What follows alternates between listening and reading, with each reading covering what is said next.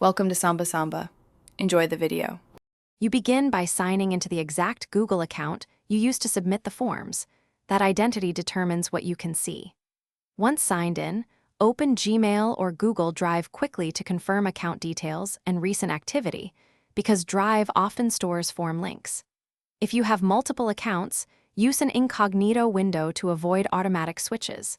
This prevents confusion and ensures you access submissions tied to the right email. Now proceed to Google Form. Once in Drive, search for the form title or use the type filter to show only Google Forms items.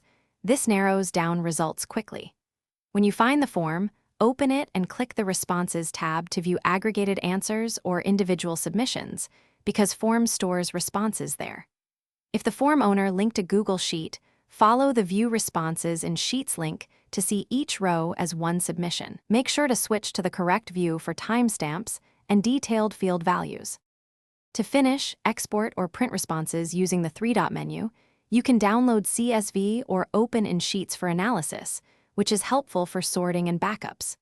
If you cannot find responses, check Shared with Me or request the form owner share the response spreadsheet directly, because view permissions control access. If the Responses tab fails to load, clear cache, try another browser, or sign out and back in. These quick fixes resolve most display problems. Thanks for watching. Consider subscribing if we helped you.